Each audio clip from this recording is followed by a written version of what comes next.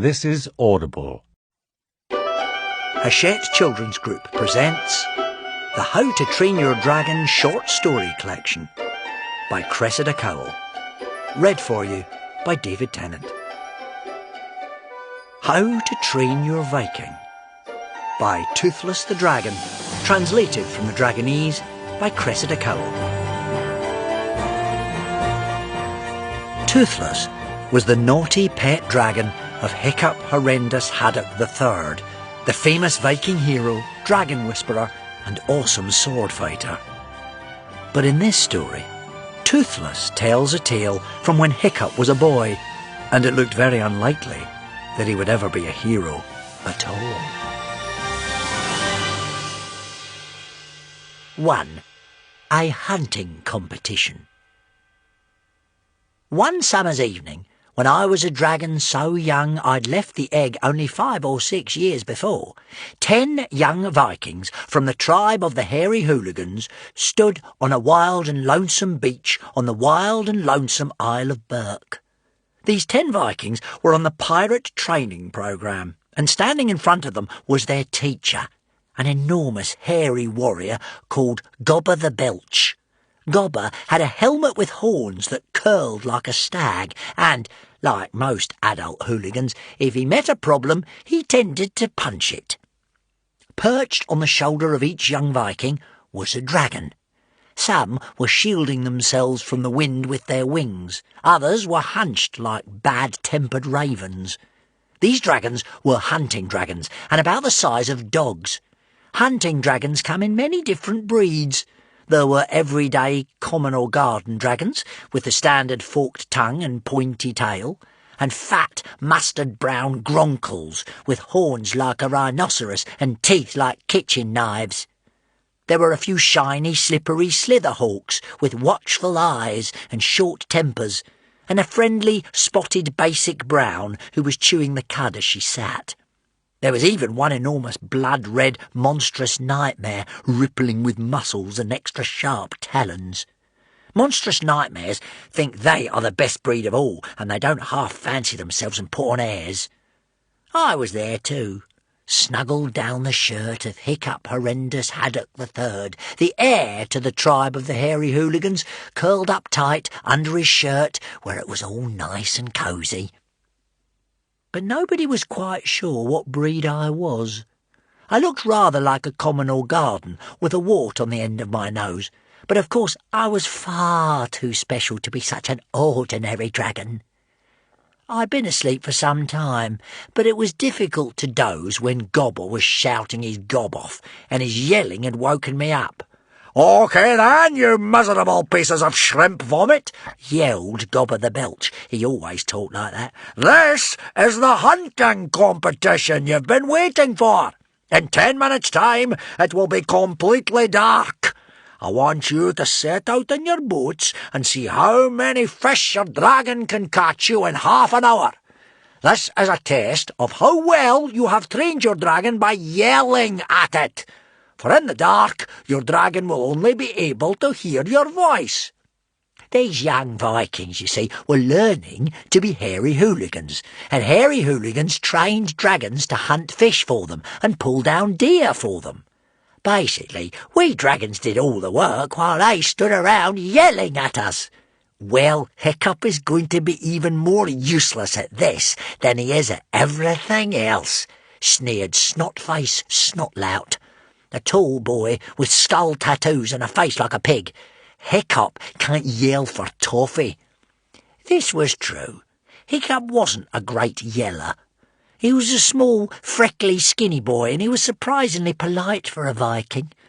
But Hiccup had a very unusual gift.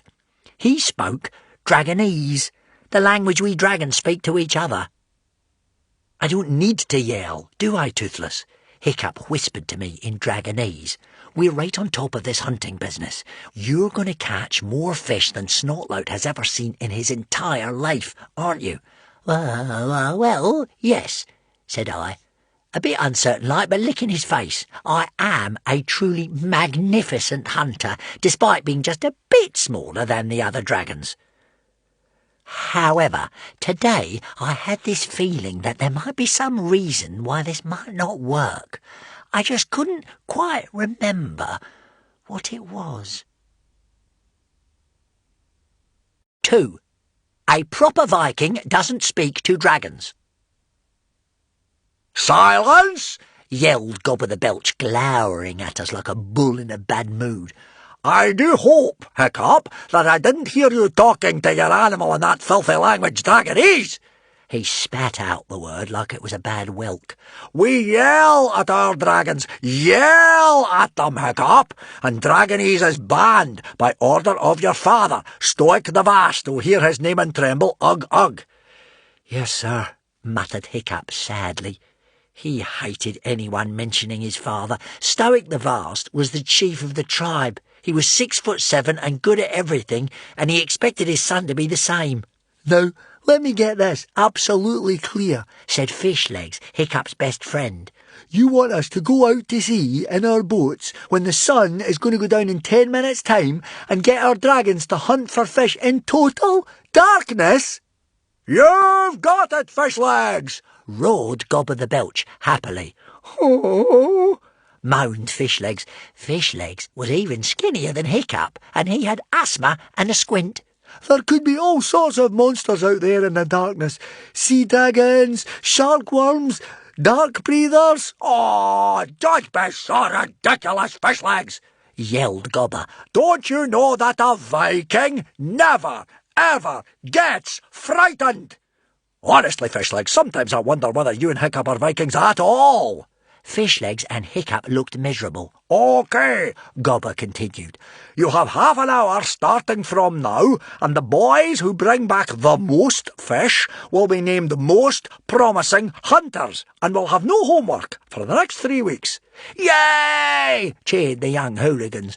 And those who bring back the least fish will be named Most Hopeless Goats, and will have to give the dragon toilets a thorough clean-out. "Yucky," they groaned.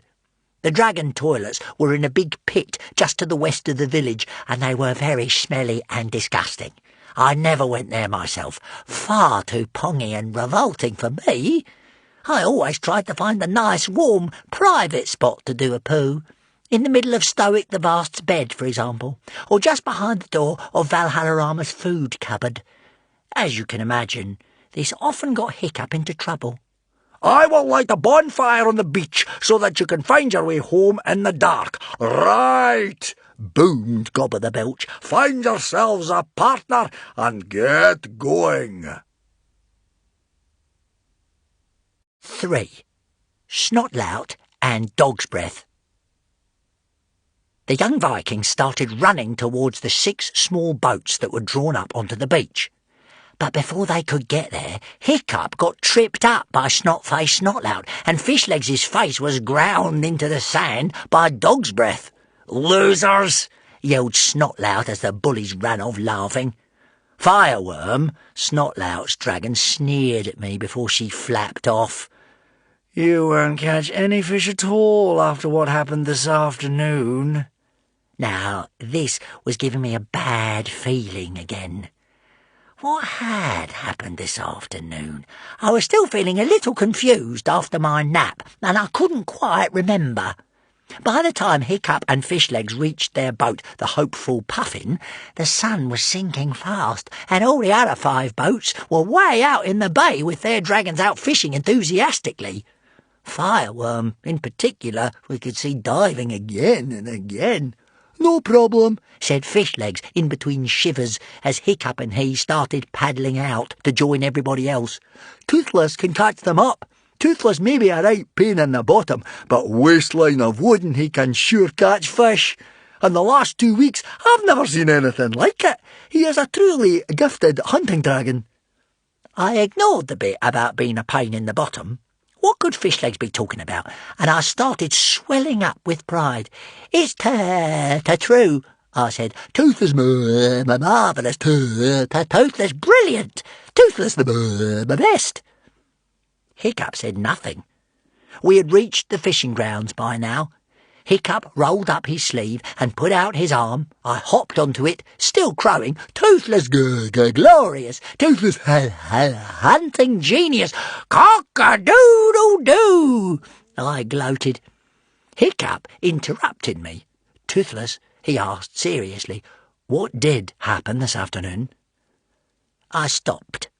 I looked into Hiccup's worried blue eyes, and I suddenly remembered. 4. What happened that afternoon? That afternoon, 4 hours earlier, I was having a lovely time chasing rabbits when suddenly, from a bush 10 metres away, there came the sound of slow clapping. I turned round, and it was Snotlout's dragon Fireworm who was clapping. Fireworm is a bright, red, monstrous nightmare dragon who thinks she is the greatest. "Oh, nice chasing, Toothless," jeered Fireworm. "But why aren't you eating those rabbits after you catch them?" My tummy gave a sad little rumble. "Can't trick me, Fireworm," I retorted. "Toothless not eating, 'cause he's going to beat you in tonight's contest. Fireworm's gonna be toast tonight." "You don't mean to say," Fireworm laughed, "that you have allowed Hiccup to ban you from eating? I never thought of you as a goody-goody, Toothless." I was furious. "Toothless, not a goody-goody," I said. "Oh, but you are," purred Fireworm. "All the other dragons have been eating. Why, Sea Slug and I captured a whole load of nano-dragons and had a real feast this morning. Oh, those nano-dragons were so tasty." I could feel my mouth beginning to water. Nano-dragons are a species of tiny little dragons, about the size of insects, and they are a real treat for us larger dragons. I know any humans hearing this are a bit squeamish about us dragons eating other dragons. This is most unfair. Nano-dragons are an entirely different species to us hunting dragons, as different as a human is to a chicken. And you humans eat chicken, don't you?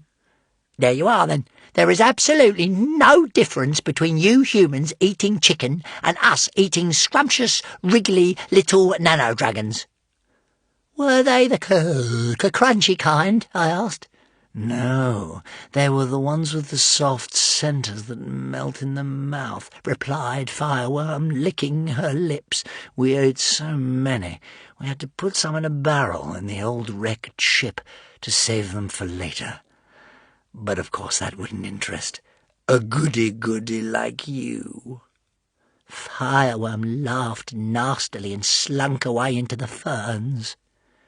I waited till she was out of earshot, and then I shouted out, "Snob!"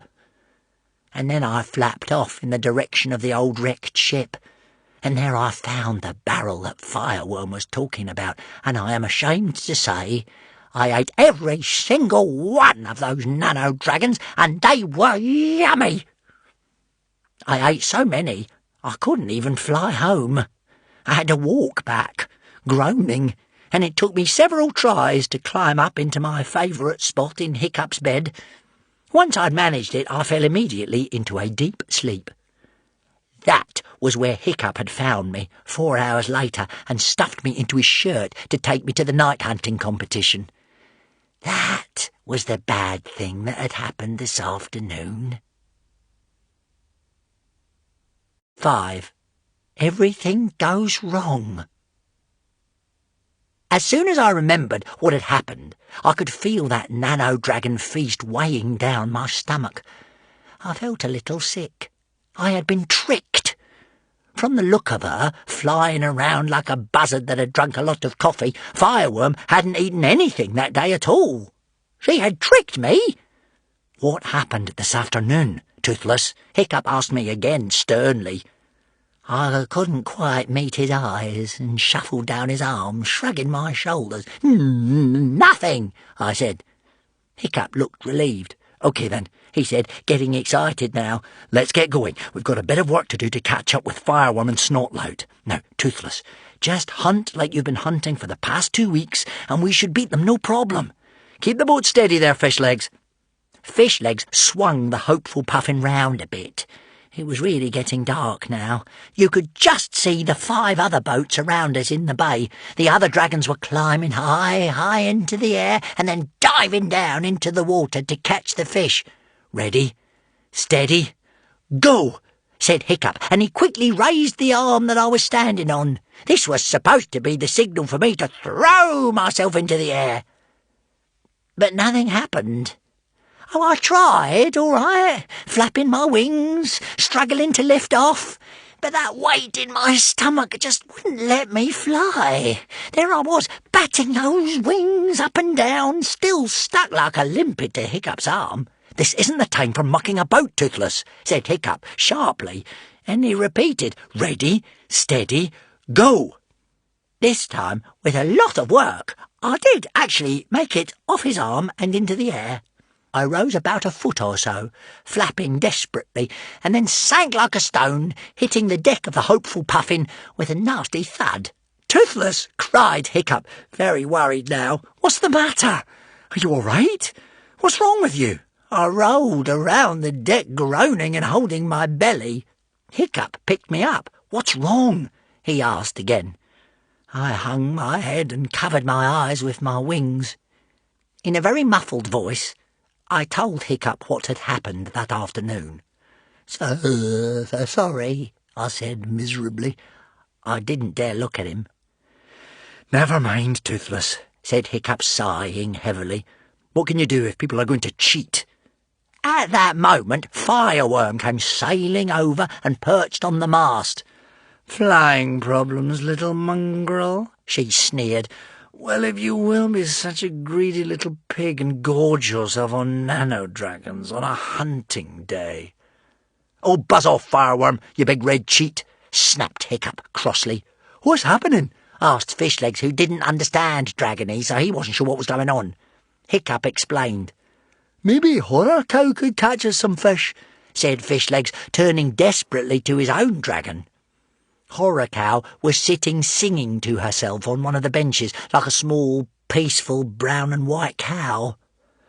"Well, you know, boys," she said cosily, "of course I'll do my best, but I am a vegetarian, you know, and hunting isn't my strong point." She got slowly to her feet and flapped off, still singing. "Oh, for Thor's sake," cried Fishlegs, "this is terrible." Hiccup tried to cheer him up. "Oh, come on, Fishlegs, it's not that bad." "Not that bad," said Fishlegs. "not that bad. How could it be worse?" He was so cross he got to his feet and glared furiously at the heavens. "You answer me, Thor and Woden!" He shouted at the sky above, shaking his fist. "It's so unfair. Why do you always let the bad guys win? Why do we always end up in the dragon toilets? And how, oh, how could this be worse?" And then the lights went out. 6. In the dark. It was a bad moment. The sun had gone down and we were floating in total darkness. All around us were the cries and shrieks of triumph from the other boys and dragons. Almost drowned out by this racket, we could just hear the friendly, polite voice of Horror Cow calling, "Cooey, you guys, where are you? I think I might have found one. Oh, I'm so sorry, Sea Slug. Did I bump into you? I do apologise." Meanwhile, Snotlout's yells were the loudest of all as he bellowed at Fireworm. "Go for it, Fireworm! Slice them! Fang them! Tear them to bits! That's the way! You're beating everybody else by miles! Kill! Fireworm! Kill!" He was almost as loud as Gobber himself, and in that bad moment you could begin to imagine Snotlout as the next chief of the Hairy Hooligans. And then, in the darkness, you suddenly started to remember all those scary monsters that live in the oceans beneath you. They were always there, of course, but somehow in the daylight they didn't seem so terrible. Sea dragons, Moaned Fishlegs in the darkness. there could be sea dragons underneath us.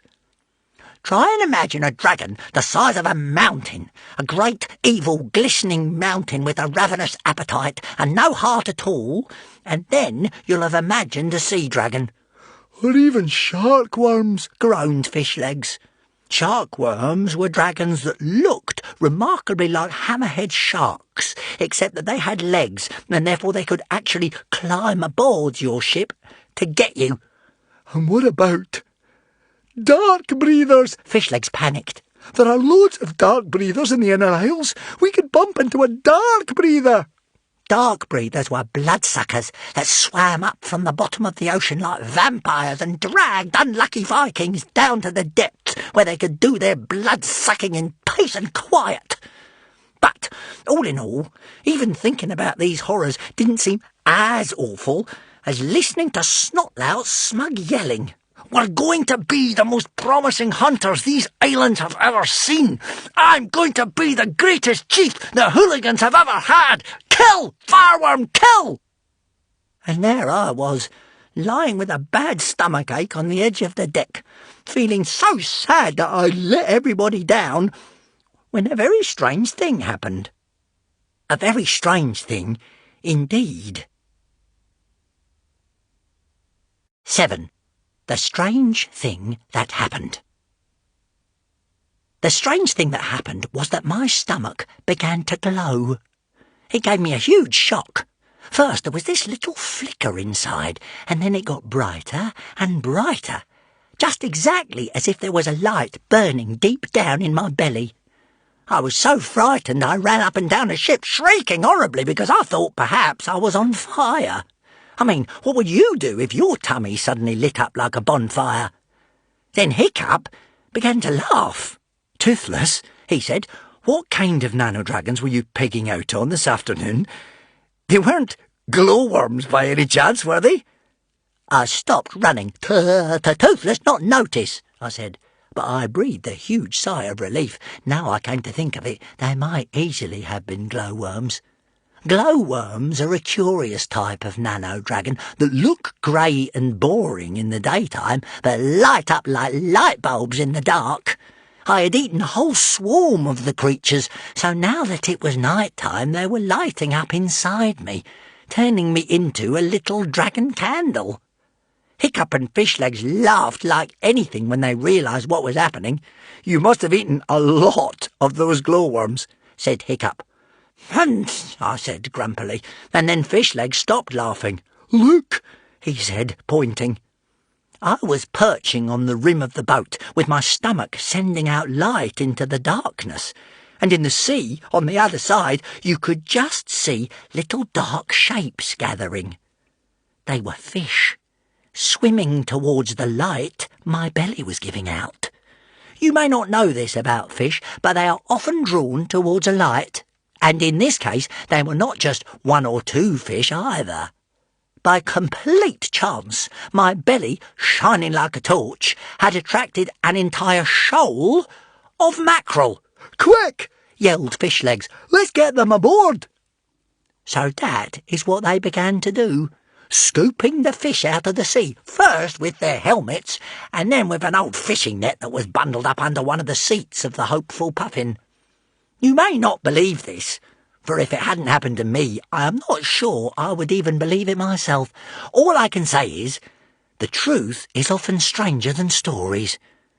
Now, it wasn't so much a question of me finding the fish as the fish finding me.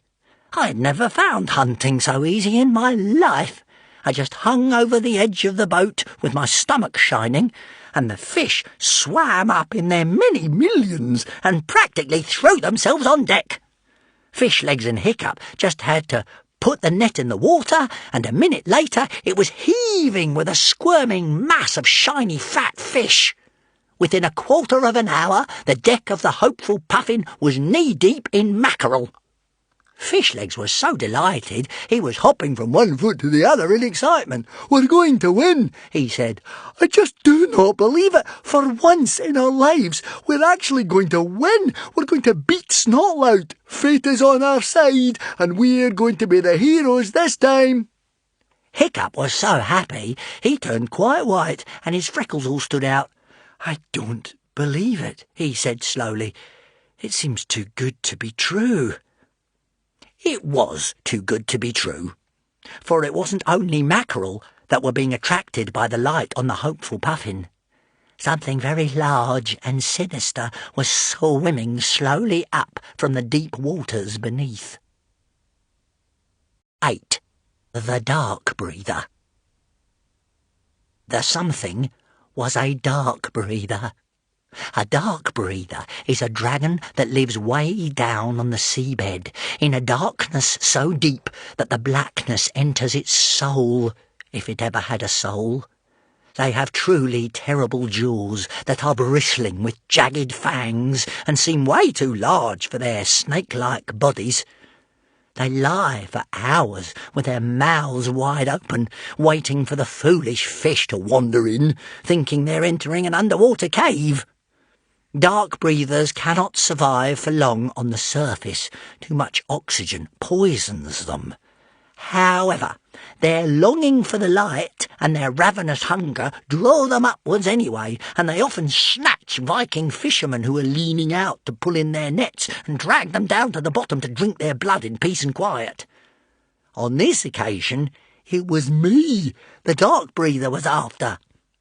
One second I was peacefully leaning out, my belly shining like a star, gloating about how I was going to be named the best hunter and thinking of the amazed look on Fireworm's face when she found out. The next, this creature burst out of the water, its jaws wide open like a great white shark, scattering mackerel in all directions. I was off the side of that boat and into Hiccup's arms like a streak of lightning. The creature's jaws closed on thin air, and a tiny chunk of the hopeful puffin's wooden rims, and the great monster collapsed into the sea again, sending a wave of water over the side that drenched the three of us. "Ah!" screamed Hiccup and Fishlegs and I. Fishlegs made a grab for the sail and started to pull it up the mast. The dark breather carried on past us, moving in the same twisting, slithering fashion that a snake moves across the sand. It was already, however, beginning to turn round towards the boat again, slowly, because dark breathers don't like to use up too much energy. "But it will still be able to outrun us," I heard Hiccup whisper almost to himself. I could see Hiccup thinking fast. He may not be as tough and muscly as the other Vikings, but he's a lot smarter. "Halt, dark breather!" he yelled at the creature in Dragonese.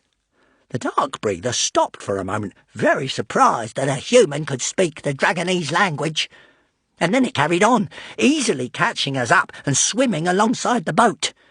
I caught my breath.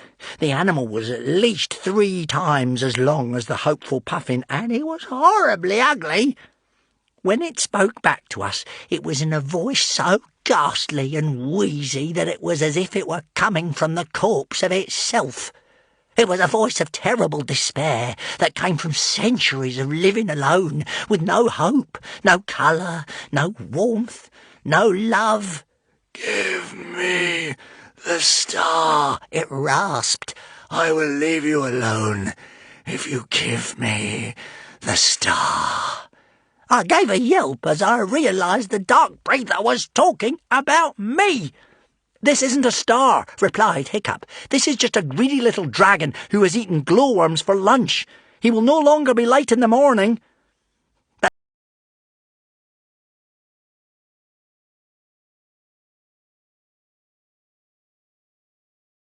animal was at least 3 times as long as the hopeful puffin, and it was horribly ugly. When it spoke back to us, it was in a voice so ghastly and wheezy that it was as if it were coming from the corpse of itself. It was a voice of terrible despair that came from centuries of living alone, with no hope, no colour, no warmth, no love. "Give me The star, it rasped. I will leave you alone if you give me the star. I gave a yelp as I realised the dark breather was talking about me. "This isn't a star," replied Hiccup. "This is just a greedy little dragon who has eaten glowworms for lunch. He will no longer be late in the morning." But the dark breather did not hear, or did not want to understand. "Give me the star," it repeated with a dreadful sadness. "No," said Hiccup, "I will not give him up." Hiccup tried to hide me underneath his shirt, but the light inside me still shone out. "If you want him," said Hiccup, "you will have to swallow the boat." "All right then," said the dark breather, "I will." And the monster disappeared underneath the waves. There was silence for a moment. The wind had really caught the sails of the hopeful Puffin now, and we were skimming along quite fast. Without realising, however, we had drifted a long way from the beach, and Gobber's bonfire was only a pinprick in the distance. "Where's it gone?" asked Fishlegs in terror. "What did you say to it?" "I told it," said Hiccup, "that if it wanted Toothless, it would have to swallow the boat." "What did you say that for?" shrieked Fishlegs. "Because I don't think it can do it," answered Hiccup. Curled up tight against his chest with my eyes closed, I could feel him shivering. And I wanted the dark breather to try that, rather than haul the boat, for example. That way, we definitely die. This way, we only maybe die. "Oh, great," moaned Fishlegs. "Oh, that's marvellous, that is." "Anyway, it seems to have gone," said Hiccup. I peered out from under Hiccup's shirt. Hiccup seemed to be right. We were getting closer to the beach. Gobber's bonfire looked brighter and larger. Ahead of us we could just see the dark shapes of the boats of the other young Vikings coming into land. All around us the beams from my belly shone on calm, shimmering waters. And then, about 100 yards behind us, the mouth of the beast reared up. It was extraordinary, for the creature was not so much bigger than the hopeful Puffin itself, but it could open its jaws so incredibly wide it did not seem physically possible. Hiccup's mouth fell open also. "That's amazing," he murmured. "Dark breathers must have jaws like a snake." "Don't go banging on about jaws now," screamed Fishlegs. "What are we going to do?" "There's nothing we can do," said Hiccup. "Now, I want you to imagine the sheer scariness of the situation we found ourselves in. There we were, in our boat, in the middle of the ocean, and behind us there was this enormous mouth, nearly as big as the boat. We were sailing quite fast, but the mouth was moving even faster. It was still some way behind us, but it was getting nearer and nearer. "It's catching up," screamed Fishlegs. It was catching up. Nearer and nearer it came, like an appalling moving cavern, until it was so close behind us we could smell the cold, dead fish stink of its breath on our necks. Fishlegs and Hiccup were both screaming now, and desperately paddling to make the poor old hopeful Puffin go faster. Hiccup looked over his shoulder. "I still don't think that mouth is quite big enough to swallow us." I looked too. Terrifying as it was, a great yawning cave of death, edged with a twisted mess of razor-sharp teeth. The mouth was not quite as high as the mast of the hopeful Puffin. But then there was a ghastly click as the jaws stretched just a little bit wider, and then, to my utter horror, the mouth moved under and over us and took us in. 9. In the mouth of the dark breather. It took us in whole, and the jaws began to shut. I closed my eyes, for I did not want to see the terrible teeth closing in front of me, shutting out the world forever. But then there was an awful shudder, like an earthquake, and another, and I opened my eyes again, and the jaws were still wide open. But the dark breather that held us was screaming and jerking and bucking and lashing like a fish out of water. Hiccup and Fishlegs had to hold on tight so as not to be thrown out of the boat. And eventually all was deathly still.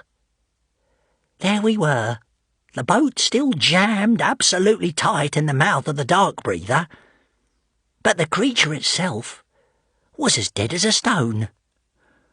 "What happened?" asked Fishlegs shakily. Hiccup peered upwards. "I think," he said slowly, "I think the mast of the boat might have been just too big for it. It may have pierced through the roof of its mouth and into its brain." That's amazingly lucky, because a dark breather's brain is particularly small. "Oh, thank Thor," breathed Fishlegs. "Thank Thor and Woden and Freya and Loki and pretty much everybody, really. We're alive! And tomorrow, I swear, I'm giving up being a Viking. There must be a better way to make a living. Looking after sheep, or playing a musical instrument, or making things out of raffia or something. Now let's get back to the beach before I die of the smell of this creature's breath." This was easier said than done, for the hopeful Puffin was stuck so tight in the mouth of the dark breather that we could not work her free. So Hiccup and Fishlegs had to lean out of the front of the boat and the mouth, being very careful not to cut themselves on the dark breather's teeth, and paddle this strange combination of boat-inside creature towards the beach, which was hard going before Horrorcow came flapping up and lent a hand, or rather a wing, by towing us with a rope made out of that old fishing net. She hadn't found any fish at all, so it was a good thing that we still had the vast pile of mackerel that my belly had caught for us. 10. A Viking never, ever gets frightened. In fact, in the end, it was all worth it. Firstly, as we just about reached the beach, we bumped into Snotlout and Dog's Breath, using the last few minutes of the hour to get fireworm and sea slug to still catch more fish. It was such a pleasure to see the pure terror on their faces as we loomed up behind them. We must have been a ghastly sight, an awful monster with jaws wide open, and me glowing weirdly in the heart of it.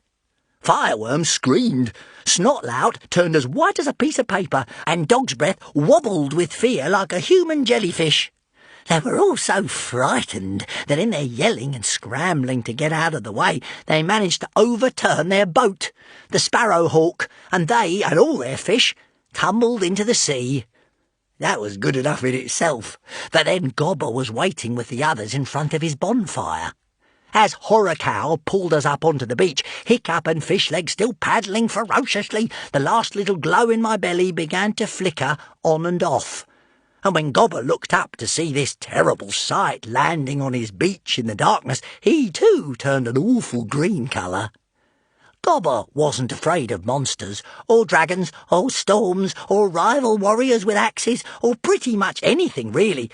But the one thing he was afraid of was ghosts. And we did look rather like the ghost of some long-dead creature with a light in my tummy flickering spookily. Oh, it did my heart good to see gigantic bossy Gobber shrinking and shivering and falling to his knees and calling out in a thin little voice that trembled, "Who's there?" And Hiccup decided to teach him a lesson. "I am the ghost of that creature you killed 10 years ago," Hiccup called out. The walls of the dark breather's mouth made Hiccup's voice echo in the most satisfactory ghostly fashion. "I have come to revenge myself on you, Gobber the Belch, and the whole of the rest of the tribe of the hairy hooligans. Well may you tremble, for I shall make you suffer." Behind Gobber, the 6 tough young thugs, Clueless and Sharpknife and Wartyhog and everybody, didn't look so tough anymore. They also fell to their knees. "Have mercy, ghost," begged Gobber, clasping his hands together and starting to sob. "I didn't mean to kill you. I'm so clumsy, my hand must have slipped. Oh, help me, Mummy, help me." "Just kidding," said Hiccup, hopping out of the boat and over the grim lips of the monster. "It is I, Hiccup Horrendous the Third, who one day will be your chief." Hiccup strolled over to where Gobber was kneeling and looked his teacher straight in the eye. "As you can see, Gobber," said Hiccup sternly, "it is not true that a Viking never, ever gets frightened. Everybody, and I mean everybody, is frightened of something." 11. The End.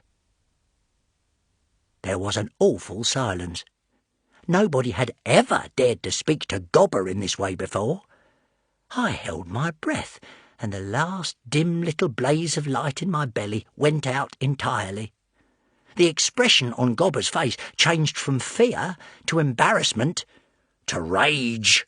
He staggered to his feet, his brow like thunder, his fists clenched, and just as he was about to roar at Hiccup, something about the royal way the boy was looking at him made Gobber stop. And instead of being angry, to everyone's astonishment, Gobber's great shoulders heaved and his mouth twitched, and Gobber threw back his head and laughed. "Ha, ha, ha, ha, ha!" bellowed Gobber. "Oh, you had me there, Hiccup, you had me there. Ghost of something I'd killed indeed." And everybody else began to laugh too. In between gusts of laughter, Gobber went over to the hopeful Puffin, still caught in the jaws of the dead dark breather. He admired the great heap of fish on the deck. "It looks like Hiccup and Fishlegs are the winners of the hunting competition," boomed Gobber the Belch. "3 cheers for Hiccup and Fishlegs." The boys were just in the middle of cheering for Hiccup when Snotlout and Dog's Breath staggered out of the sea, having swum to shore. "You're late," glowered Gobber. "And where is your boat and your fish?" "The boat turned over," muttered Snotlout. "The boat turned over?" boomed Gobber. "And you call yourselves Vikings? It looks like we found the losers of our hunting competition. Snotlout and Dog's Breath will be mucking out the dragon toilets for the next 3 weeks." Snotlout groaned, and Fireworm and Sea Slug stuck their tails between their legs and whimpered. Dog's Breath nearly cried. It was the perfect end to a day that had turned out fairly perfect after all. The boys began to rush about, getting things ready for a midnight barbecue of all those fish we'd caught. All together, with Gobber's help, they managed to release the hopeful Puffin from the jaws of the dark breather. Her mast was slightly bent, but then it had always been a bit wonky anyway. I had finally digested my meal of glowworms, and so at last I was hungry again, and could do some victory somersaults in the air, and even more importantly, look forward to a nice big mackerel supper. And it was only I who heard Gobber mutter to himself during the cheering. "Hiccup was right. Everybody is frightened of something. Perhaps that boy will be chief of this tribe one day, after all." Epilogue. Gobber's new-found respect for Hiccup did not last. A couple of days later, when Hiccup dropped the ball for the 7th time in a bashyball game, Gobber started shouting at him again. "For Thor's sake, Hiccup, you're playing like a 5-year-old. Honestly, my granny could do better than this, and she's 97, and so on. And within a fortnight, as far as Gobber was concerned, it was as if the hunting at night competition had never happened. But I never forgot it. How could I forget that glorious time long ago in my childhood when Snotlout and Dog's Breath had to muck out the dragon toilets for 3 whole weeks? I visited them every single day. Wasn't that kind of me? And even now that I'm an old dragon, I still sometimes dream that I am shining like a star again, and through the deep waters of my sleep the great despairing mouth of the dark breather comes swimming up to swallow me, and Hiccup says again the quiet words, "I will not give him up." And he never has.